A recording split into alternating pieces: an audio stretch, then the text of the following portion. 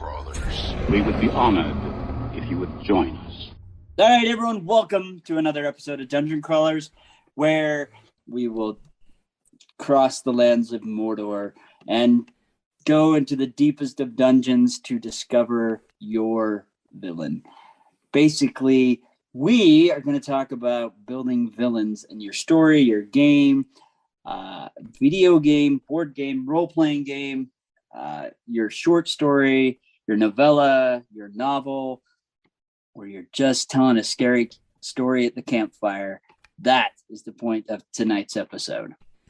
And in the past, those of you who have been listening to the show for some time, you might recall that we've talked about what makes an effective villain, or why we like villains so much. We have 2 new voices on the show since that episode, so it might be worthwhile to revisit some of those points. So, as always, this is Daniel. Followed by his second-in-command, Krebs. Krebsito! And I am Krebs Grande! You, folks at home, you have no idea how true that statement is. And I am not a Krebs. And I am not a Heather. My name is Willow. And I'm weird. And we love you. Yes, villains are an integral part of any story. That's what helps drive the story, because without a villain, we can't really go anywhere. I mean, everyone's just going to be kind of dealing with life and stuff like that. You always have to have a villain to kind of have actions happening and call the hero into the story, so they can get engaged into the hero's journey. Star Wars had Darth Vader. You see him walk in after the stormtroopers in his jet black armor with flowing cape, and his voice just resonates. James Earl Jones. Mm-hmm. And you immediately know this is the bad guy. When we're watching Game of Thrones and Joffrey is throwing his fits, we know he's a bad guy and we want to see him murdered badly. Even Hans Gruber from Die Hard is a fantastic villain. And one that, he's not like some overpowered powerhouse slaughtering people, but he's simple and very well spoken. So our villains come with a lot of different flavors. Starting this, I'd like to how do we build a really good villain for let's either a story or role playing. Let's kind of define into those at the moment. What are the characteristics we need? I would like to propose that there's at least 3 dimensions, and I probably haven't got them all, so you guys add a few more if you think that I'm missing something here. All right. But I judge a villain by their invulnerability to harm from the protagonists, their ability to do harm to others, including the protagonists, and their level of insanity. The idea that they're completely unpredictable, or they're behaving in a fashion that is inhuman or hard for a sane, normal person to relate to. Consider the Joker. Any iteration you want, the scariest thing about the Joker is he doesn't make sense. He's just psychopathic, homicidal, and you never know where it's coming from next, who he's going to let off the hook because he just feels like it, and who he's going to shove a pencil through their brain. I want to kind of reframe that, because I think the scariest thing about the Joker is he does make sense, but he doesn't make sense within the boundaries of civilized rules. But when you see that he operates outside those boundaries, and he does so efficiently and consistently, and we consider it unpredictable because it breaks our rule set, but he has his own unspoken set of rules, or rather, he has a great lack of civilized rules. We don't know how to operate in that space, and he does, and that's where he comes through with his threat. And that's how he becomes why we would consider him a villain, because the rule set that he operates with is so alien to ours. Yeah. Consider also the Formics. The Formics from Ender's Game were the big villain. until we understood what they were going through. But they were just doing what they wanted, what they needed to do because that made sense, and they were alien. But that made them the bad guys until we finally could comprehend their rule set, and then it kind of switched. So those are three different dimensions, and I think that most villains would be able to be rateable, if you're doing a 10 scale in each of those three dimensions for what makes them a villain. Is there a fourth dimension here that I may have overlooked? Well, I mean, one dimension is they believe they're the hero in their own story, obviously. They believe that they are doing the right thing. I mean, I think that's what makes a great villain.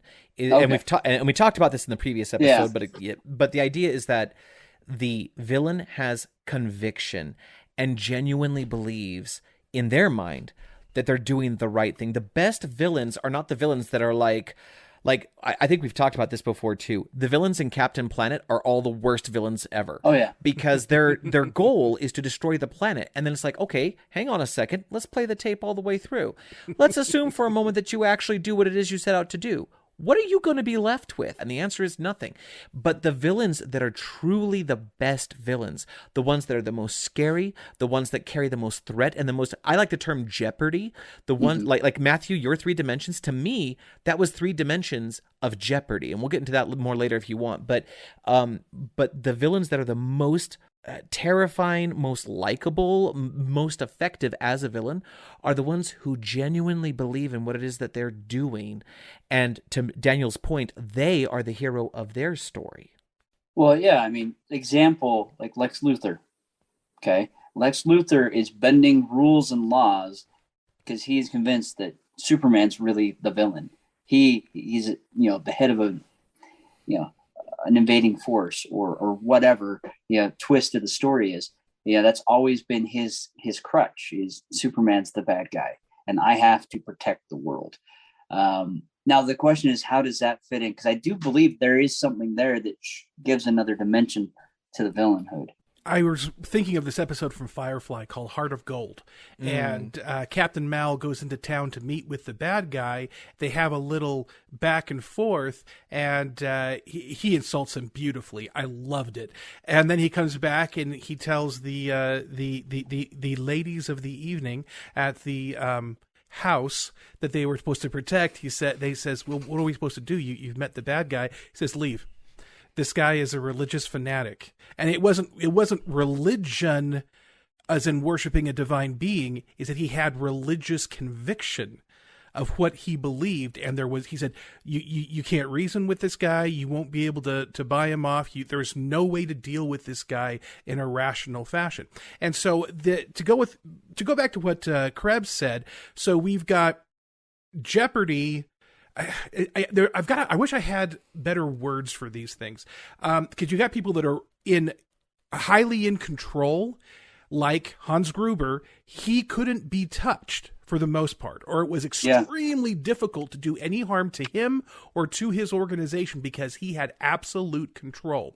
So control is one form of invulnerability. Then you've got other people that can do such great harm, like the Purple Man. Not only does he have some degree of invulnerability, because as soon as he sees you or is aware of you, he can tell you not to hurt him. Folks at home, the Purple Man does not refer to Thanos, but rather to the villain from Jessica Jones. Yes, played by David Tennant. But he also has a great deal of jeopardy, if we want to use that term, because he can tell you, oh, go kill yourself. And you would.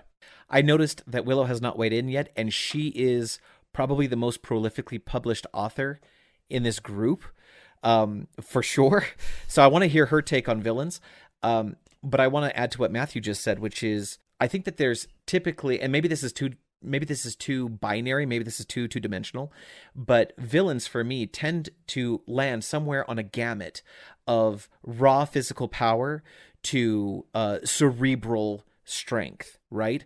And some villains will have a healthy dose of both. Thanos was fairly intelligent when it came to strategy, when it came to war, and his physical strength bested the Hulk. But he wasn't the cerebral villain that you might see. I mean, maybe he's similar to Magneto, but he was more mission driven. He was more passion driven. Yeah. Magneto is extremely cerebral.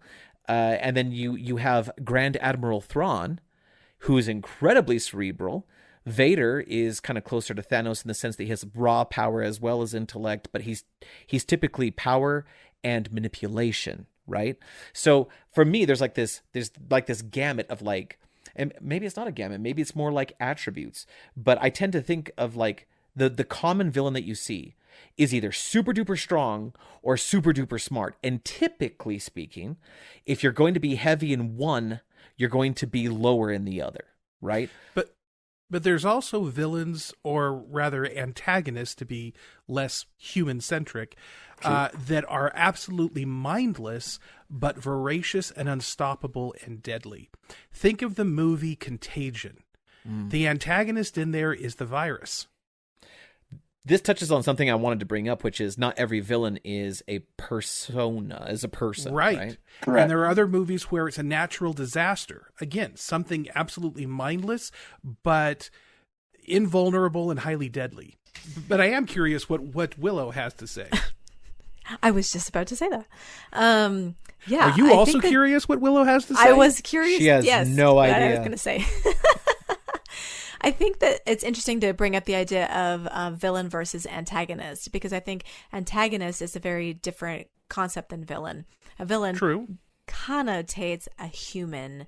Antagonist does not.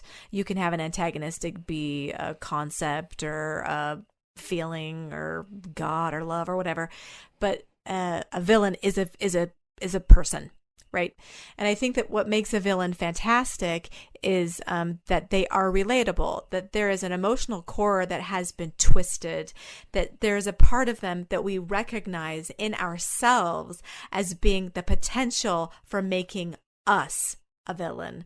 And I think that that's something really important. Not just that they think that they're the hero of their story, which I think we all do, but I think the concept that there is a emotional component to this character that has been defiled, and because of that, they took the wrong path. For the grace of God go I, right?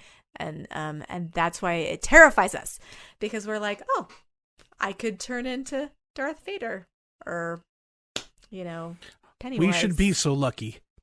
Yeah.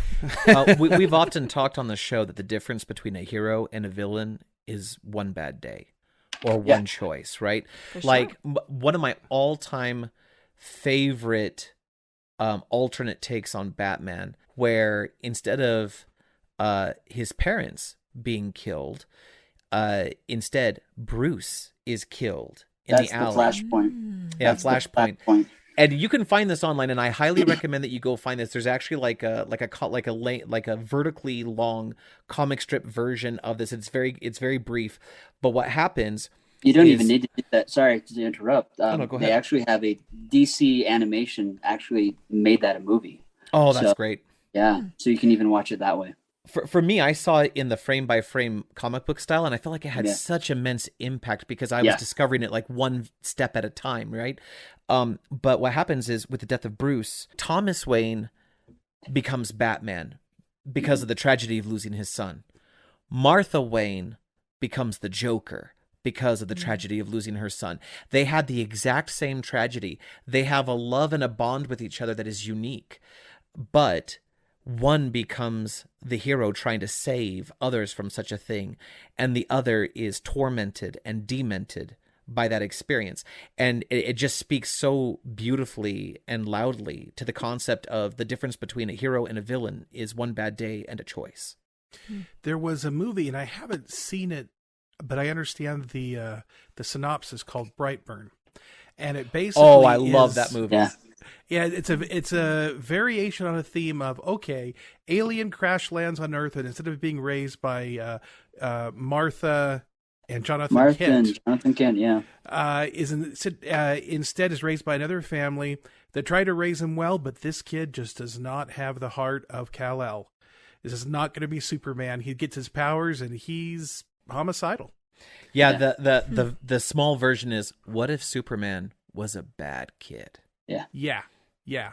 And then I won't ruin the end of it. But I remember reading about this and just the concept, because I am a sucker for a great story, for a great what if concept. Krebs will remember growing up, we always had Analog and Asimov science fiction magazines, Yes. fantasy and science fiction as well. These were they were pulp magazines published monthly, but they always had these great short stories in them, and I just devoured those all the time, because for me, science fiction is always, what if there's this interesting scientific principle or concept?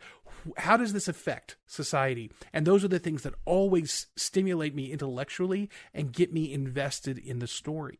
The same thing for these villains. Consider Brandon Sanderson's Mistborn. The seed of that fantastic series is, what if the Dark Lord won? Yeah. And beyond that, what if it was a good thing that the Dark Lord won? Well, I mean, not only that, look at Steelheart, another one of Brandon's books. I was thinking of that one. Yeah. I mean, Steelheart is a great series because basically all these super-powered people have gone bad. Power corrupts. And Absolute power corrupts, absolutely.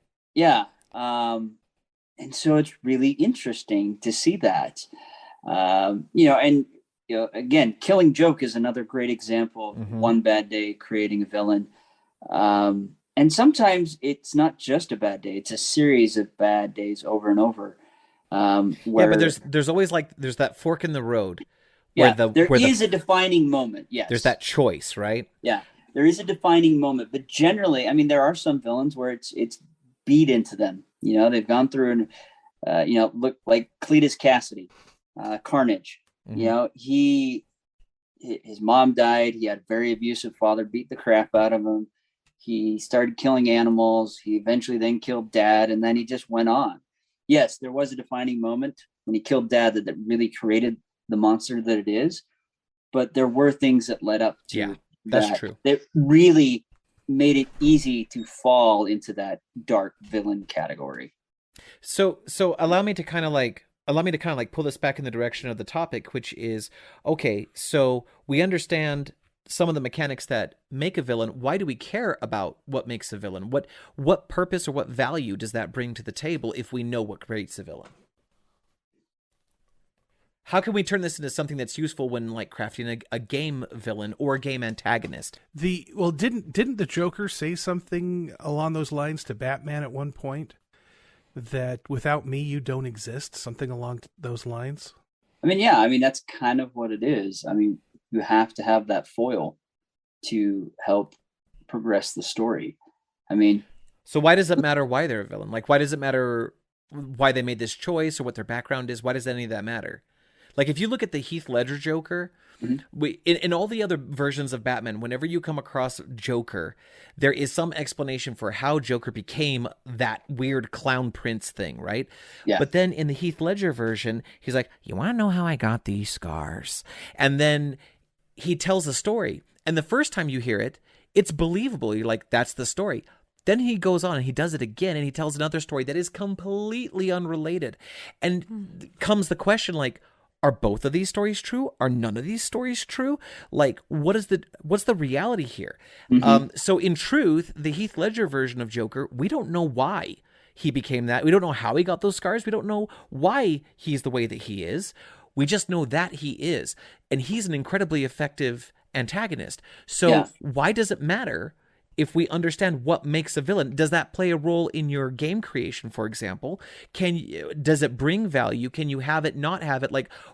Where do we fall on that? What's the importance of a villain's backstory? I mean, the really unfortunate side of that is there was supposed to be another film or two with the Joker. Yes, that's true. So we didn't get that opportunity to find out that story.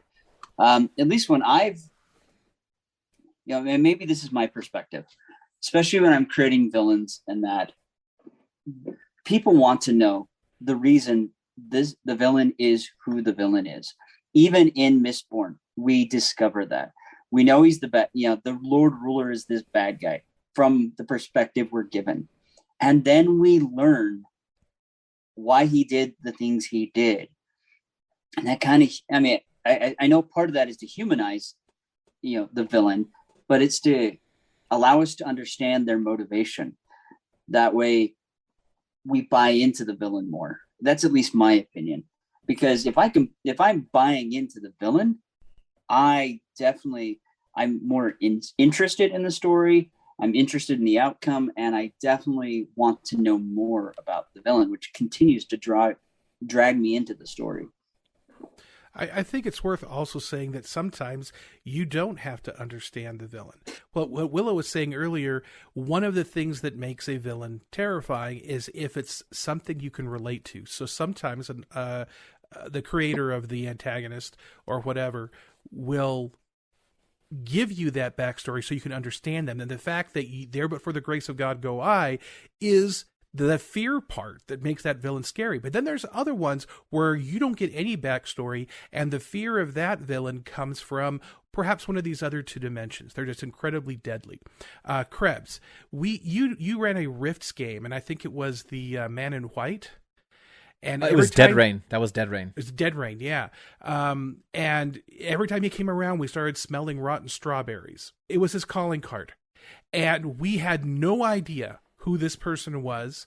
All we knew is that whenever he came around, it was bad news and it was time to run. We needed to run fast. That was a scary, scary villain. But we had no idea his motivations. We didn't know his objectives. We didn't even know his name. He was just the Man in White. And we didn't want nothing to do with him. But then there are others that you do understand, especially the serial killer type of things. If they can get you to understand Ted Bundy or the Zodiac Killer, we're disgusted at him because we're disgusted at our own ability or potential to become like him. So it's not that it's a one or the other. It's just that it's different ways a villain becomes frightening. Yeah, I think that what's so interesting about that, I love what you just said. That's so cool. What's really interesting is that the reason why villains work for us is because they elicit a response, right? We recognize them, we have emotional connection with them, or they just scare the crap out of us. Like we have these kind of gut instincts to these people. And I think that's a really great point, because if we can identify what our response is, whether we're angry or whether we're afraid, we can kind of dig deeper and see what the underlying emotion is for that and why that is so effective. Like, why is Darth Vader so great? Is it because he's like just big and kind of terrifying, or is it because he's powerful and we feel like we're not powerful? Because that's really valuable. The fear is the second emotion always. So if you can pull fear back, then you can go back beyond and you can find what the nut of what actually creates that fear is. Well, it's the same way with anger. Anger is a secondary emotion. So that brings me to, as I'm thinking about this in the framework of what makes a villain either compelling or fun or engaging or, for lack of a better term, attractive, like what draws us to the villain or appreciate the villain in our stories, be they game or book. I am curious, like what qualities makes a solid villain that is fun to play against or engaging to read about? What makes in your opinions, all three of you, give me like one or two, give me like two solid characteristics or attributes of a villain that you find engaging to read about or fun to play against. So I'm about to say something true and that only my friends know about me. I have a problem with Kylo Ren. Okay. Oh, that's okay. I think we all do. And I probably have a different kind of problem than you do. That's okay. I find him to be quite attractive. So this is the problem. But I think the reason why he is so engaging is because he's insane. He's incredibly powerful. he is terrifying, but he also has this deep crevice of flaw. He's a very, very flawed.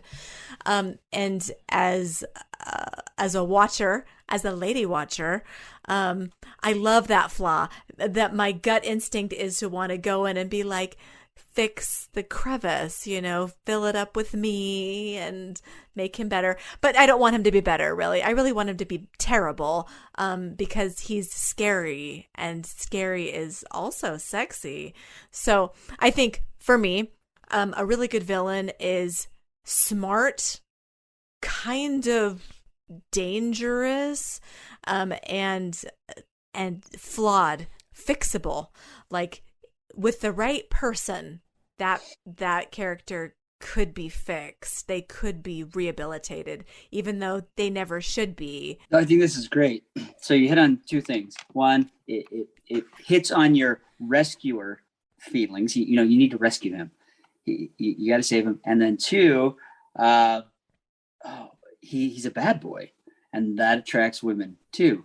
That's true. But I mean, we can see those elements. But even with some of our heroes, sometimes our heroes even attempt to try to save the bad guy. We see that in a lot of these, and that kind of drives that forward. All right. So my two things to add to what Willow added would be that the villain has to have be obsessed or have some extreme focus towards a goal. The villain has a mission. Yeah, some mission. And then the other thing is that there is some component of them that is a foil or opposite of the hero or heroes that conflicts with them. For me, two things are: one, they need to be powerful. They need to be powerful enough that they are a challenge for the protagonist, because it's this underdog story. That's what everybody roots for, is the David versus Goliath kind of a situation. A 1 in a million chance. That's what makes it a story and not another day. And the second thing is that they need to deserve their comeuppance. I don't like it when it's kind of a half good guy, but he has to die in the end anyway because he's the villain. It's like, no. I don't want to be conflicted in my conscience about the bad things happening to the bad guy, right? For me, this is just for me personally. I'm not saying that everybody has to feel this way, but what makes a good villain for me is when, even if they are conflicted about what they're doing, my sense of justice needs to be satisfied. They deserve what's coming to them when they're defeated at the end. So, kind of rewinding it back to you're saying the villain has to be stronger than the hero? I said, what are things that make, the question was, what makes a villain enjoyable to me? Okay. And that would be one of the things, is that when the hero has to stretch and come a long distance, and he's the underdog, or she or whomever, is the underdog defeating the more powerful enemy because it's right. Must prevail, kind of a thing. Yeah, because when you mentioned that, a villain came to mind that is quite the opposite of that, Mr. Glass. He is not super powerful, and yet the hero is, because he's unbreakable. So, but again, that's kind of that foil. It's the opposite of our hero. So, and that's very interesting. Going to was it Split? No, Mr. Split. Glass. Yeah, Glass. The movie Glass. That's part of that one. Yeah. You have Glass, who is highly vulnerable, but is very deadly. Yeah. And then, because of just the things that he puts together and is able to do, you have Split, who is completely alien with his multiple personalities. Yep. And then you've got Unbreakable, who is not a villain, but in that trio, he represents that third dimension I brought up at the beginning of this. He's invulnerable. He's got one weakness, but other than that, he's indestructible. So if he did decide to go bad, you've got your villain trifecta right there. Yeah. And for me, what makes like a villain enjoyable, and this is very much in alignment with what you guys are saying, I use the term jeopardy. I figured out through much trial and error that games or stories are not fun and enjoyable if there's not risk involved. There has to be some, we can use the term threat. We can say the D stands for danger. We can do whatever, right? But there needs to be jeopardy that is encroaching on the heroes, on the protagonists, on the people that we wish to save. There needs to be threat. Second, there needs to be a way for the heroes to win. It doesn't have to be a guarantee that they win, and it doesn't have to be a guarantee that they already possess that ability. There just needs to be some path to victory that they could achieve, but that could be stymied by the jeopardy. And third, the villain or the antagonist has to be believable in its context. We don't have to agree with their motivations to understand what the motivation is. We don't necessarily have to know why the motivation is, as long as we understand that there is this motivation, right? We have to believe that when they say they're going to do something, or when they're motivated to some action, we have to believe they're going to do that thing, and that it's not a hollow threat. Otherwise, the jeopardy goes down. It's almost like a supporting triangle, where like all three of these points have to be present at the same time for all points to have value.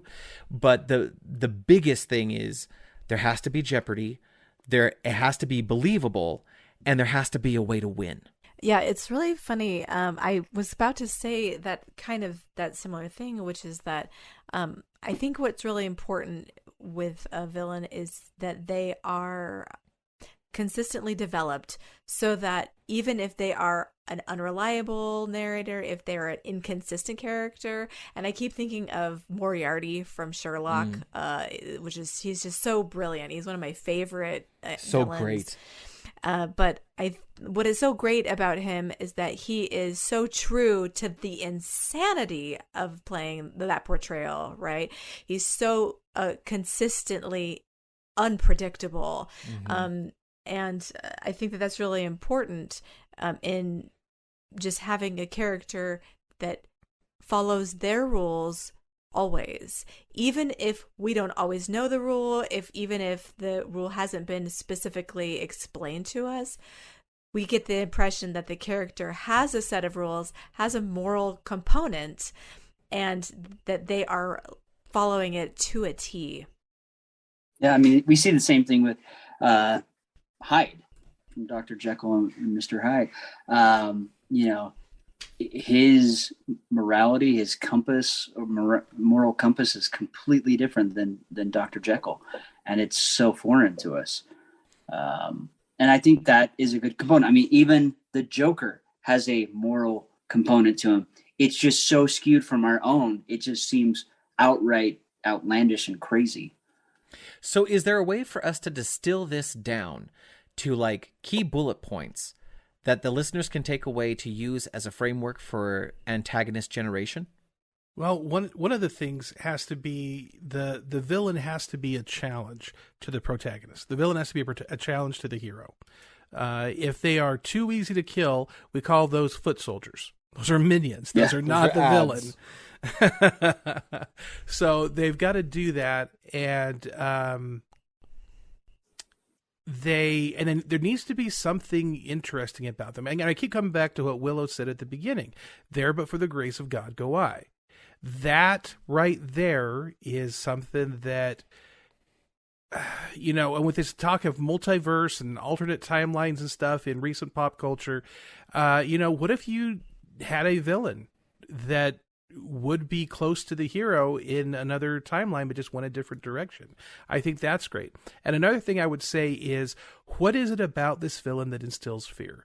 My opinion, I'm just throwing this out there, if a villain doesn't inspire fear, doesn't pose some jeopardy, as Krebs says, then are they a villain or are they an annoyance? Yeah. Well, and the other thing I would add is, just like the hero or heroes, the villain is going to learn and evolve. They have to. They can't stay static. They have to grow. They have to change. Because if they don't, then you're pretty much fighting a rock. Oh, you mean like Superman Returns? In Superman Returns, he fought a rock. Willow is disagreeing. This is I do. great. I disagree with that. I think honestly that the only character that truly has to have change, and even this is not 100%, but I think that the character that I'm more excited about changing is our hero.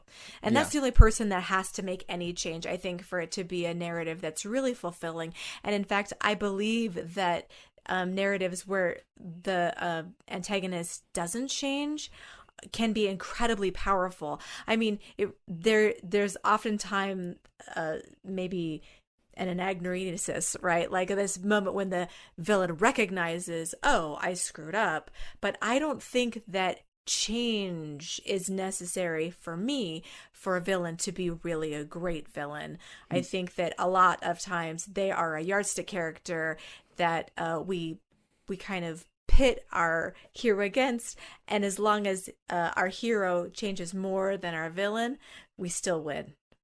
I think that can be true so long as we don't violate the rule of challenge, because I do agree with Matai that the antagonist has to pose a challenge, right? That's part of Jeopardy. They have to be the opposing force. The universal law concept of there must be opposition in all things. The reason that the antagonist exists is because the heroes exist, and vice versa, right? They are opposing forces. So if the hero changes, which I agree with you, the most observable change should be in our heroes, because our heroes are typically the reader and or the player, right?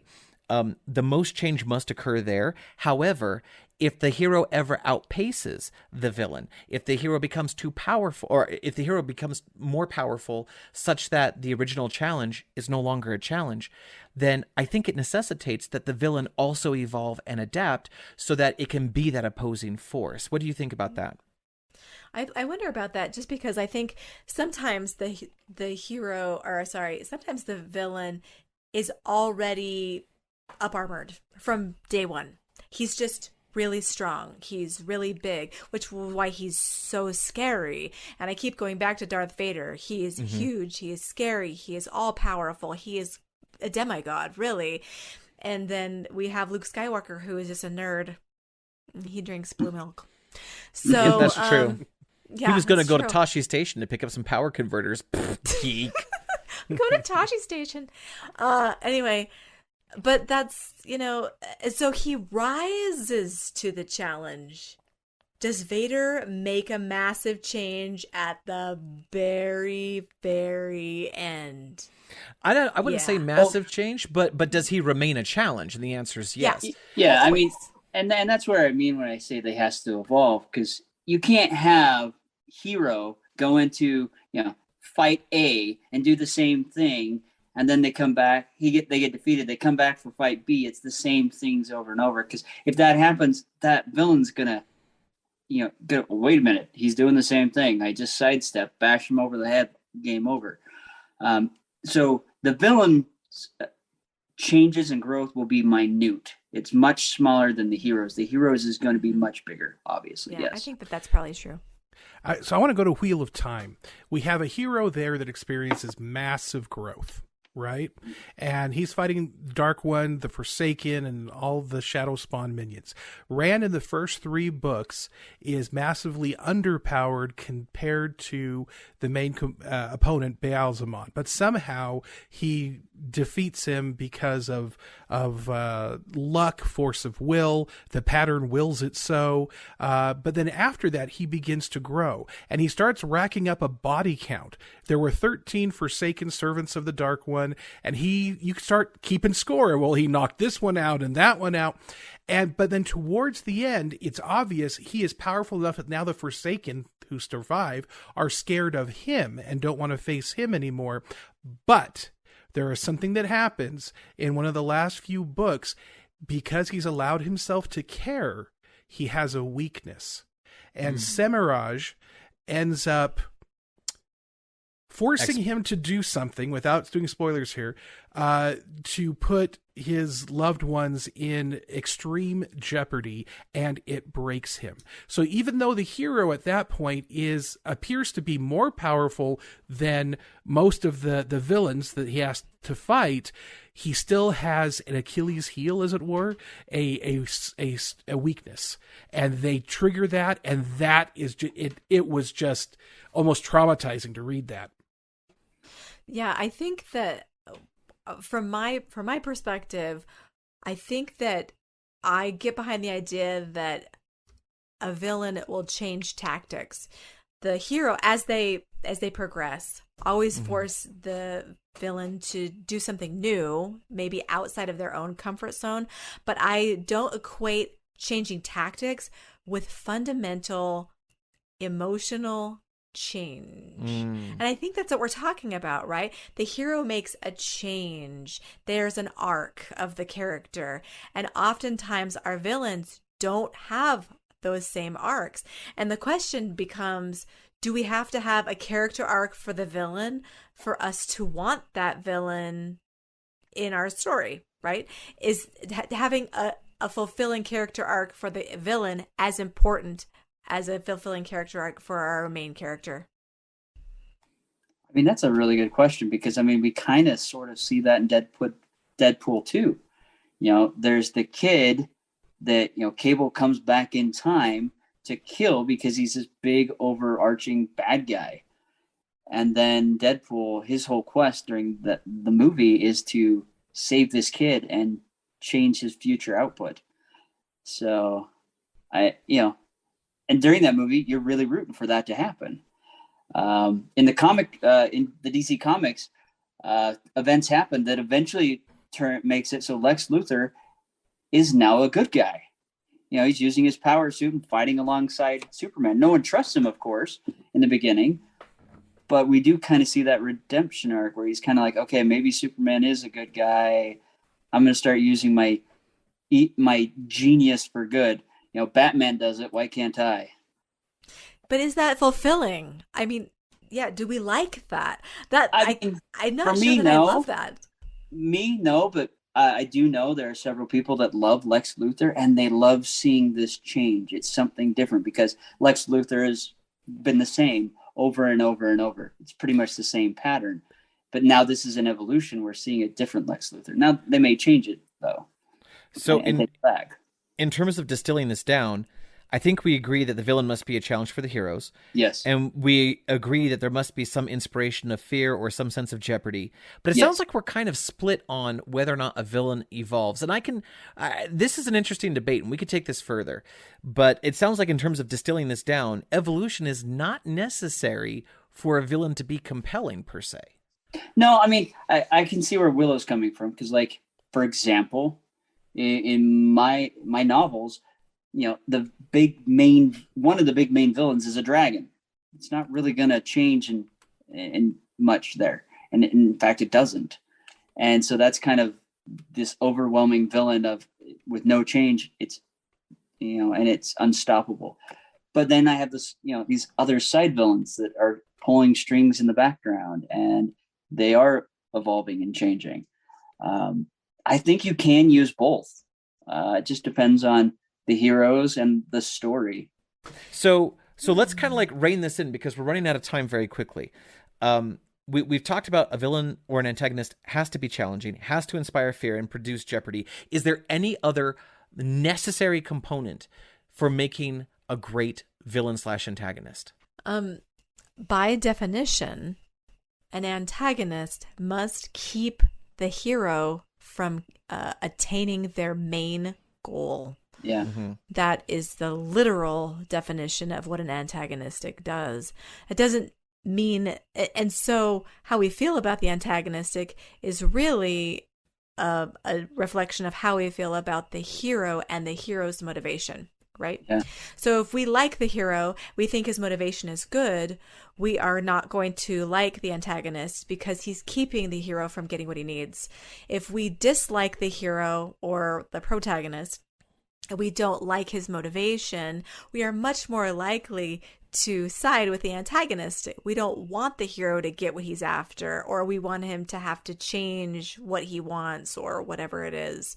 And that's how we get these Byronic or anti-heroes. So it's really all about keeping our hero from maintaining or attaining his main goal. And I feel comfortable going back to the three attributes I brought up at the beginning of this. And I think I've settled on some words. Jeopardy, invulnerability, and irrationality. And interestingly, if a villain has all three of those, I think that's the least interesting villain. If they have two, that's a pretty good story, but the most interesting villain would be one that is only strong in one of those attributes. If they're incredibly deadly, but also very weak and quite rational, that's a really interesting villain. And the same thing would be true if they were strong in only one or the other. So it's kind of an inverse scale, if you will. I think we run into the same thing with heroes. Heroes can't have everything. They've got to have a flaw, just like our villains do. Because if it's too perfect a hero or too perfect a villain, we're not interested because it's not relatable to us. Even if it is scary because we can't understand their psychosis or their insanity, we can still understand it and see that in ourselves. Sometimes because we've had those bad days and we can relate to that. But if they're like perfect across the board, we just can't. So by that logic, then a hero should have a flaw that is potentially fatal, and every good villain should have a grace that is potentially redemptive. Yes. Nice point. I often envision the yin yang, right? Where if we're going to go white hat, black hat here for a second, the white teardrop represents the hero, but there's that dark spot in the middle, that flaw, that thing that makes them less than a hero, right? Yep.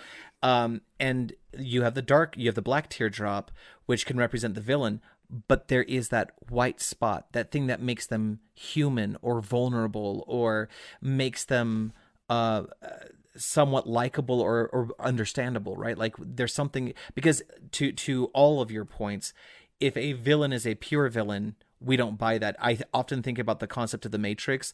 The humans were given a utopia and they couldn't believe it, so they didn't accept it.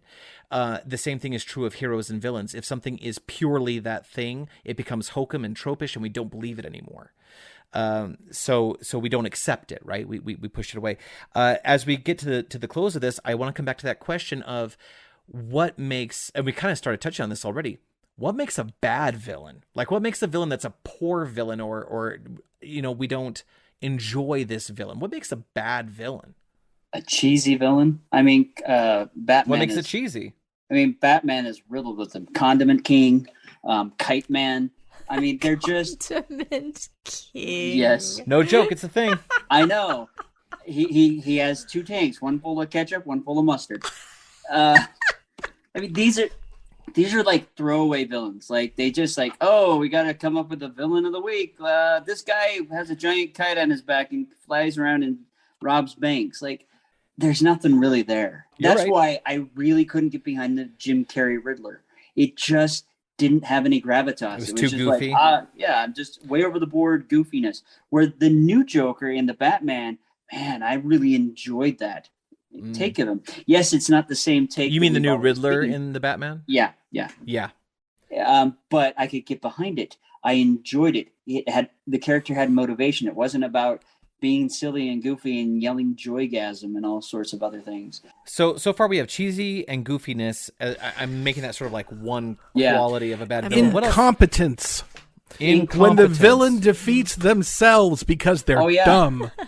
Yeah. I'm going to tie you up and leave you in this room all alone from a trap that's really easy to escape from and assume you're dead. Oh, yeah, that's right, Dr. Evil. There's one other thing. I hate the long diatribes where they're just like, let me tell you my entire plan. He began monologuing. Yeah, monologuing. That's what you got me monologuing. You got me monologuing.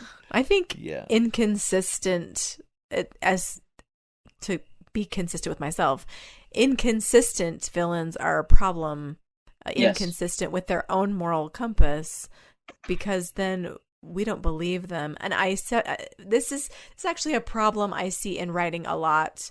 People who are writing villains that make inconsistent choices with their character, and that immediately makes us distrust the author, and we no longer buy the villain at all. For me, I'm very similar to you on this regard. I keep thinking of a specific example. For those of you who don't know, I'm kind of a horror movie fan. And there is a movie that did very poorly called Bye Bye Man, featuring our personal friend, Doug Jones. Doug Jones!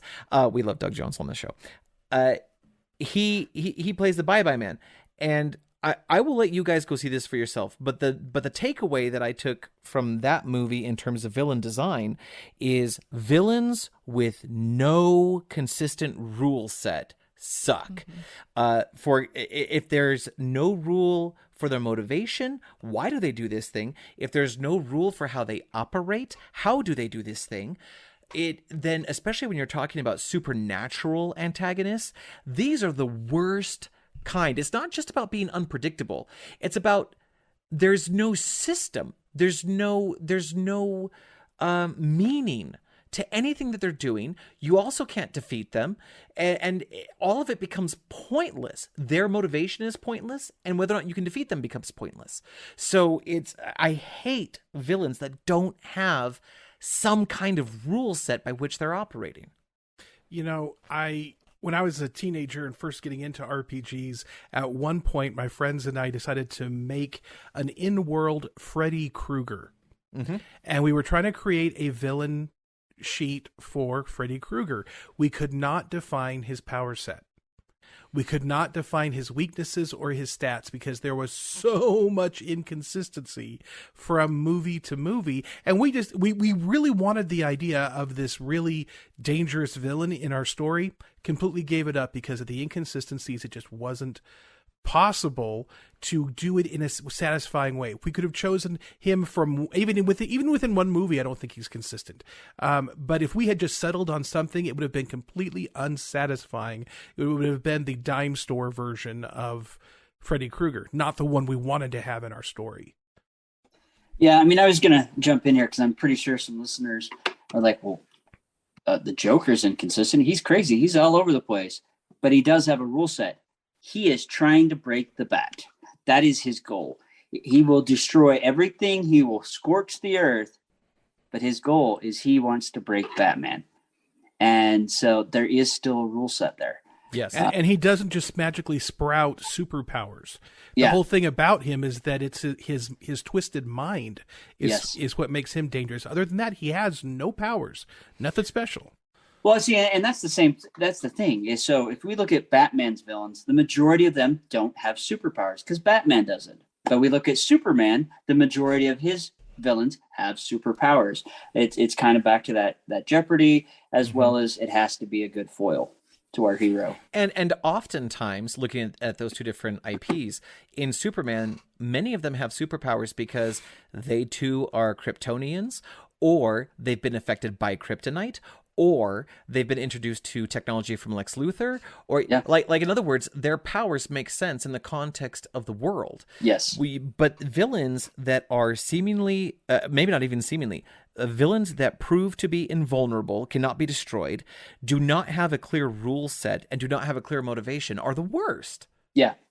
You know, in Avengers Civil War, or Captain America Civil War, Vision asked a very good question that applies here. They mentioned how there was more and more instances of enhanced individuals causing destruction and mayhem. And Vision says, and it correlated with the Avengers coming together and more of the Avengers showing up. And he made the point that power invites aggression. I think is how he said it.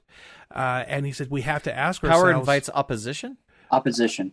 Is it opposition or? Yeah. Okay. I'm guessing. I'm trying to remember. Yeah, it was opposition. Yeah. And so he was asking the heroes to consider, are they part of the problem? Is their existence and the way they operate causing them to have to continue to operate and fight bad guys? So I think that there's something to be said for that there with what you were talking about, the Joker, Daniel, and super villains in general. I know that some of our listeners are just like vibrating in their skin right now because we got the quote wrong. Let me repair that right now. Okay, we did. Vision's exact quote is, "Our very strength invites challenge," which I think that is like one of those sentences that encapsulates so much truth, right? because it cuts both ways. If you have an incredibly powerful villain, it invites challenge from those who would resist. Yes. But if you have incredibly powerful heroes, it invites challenge from those who would resist. Yes. Right? And only Paul Bettany could deliver that line. Oh, gosh. Frickin' Chaucer, right?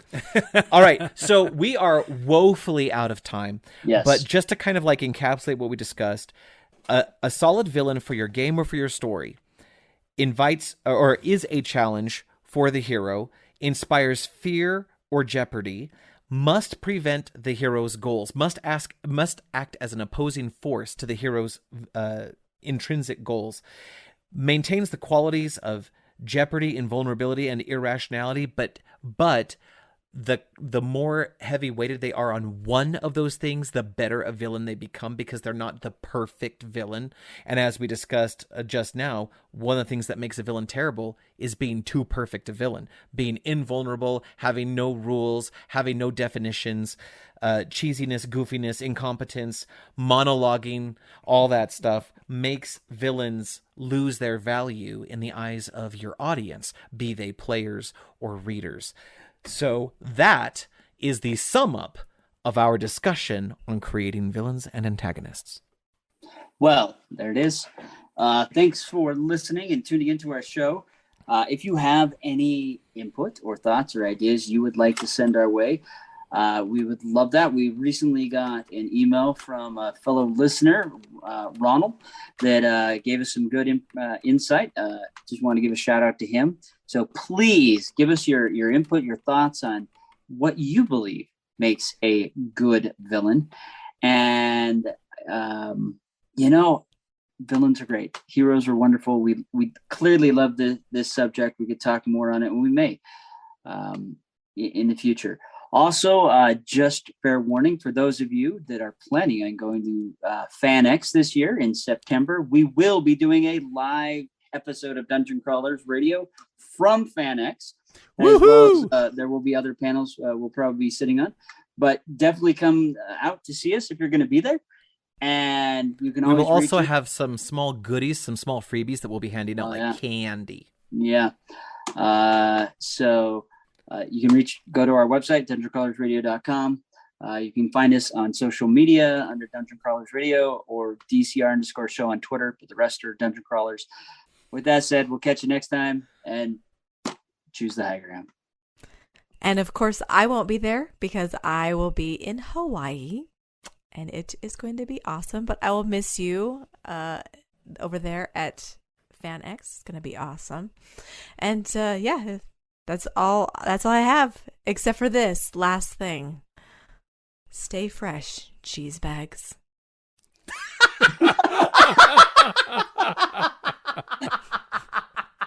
Oh, that's fantastic. Catchphrase accepted.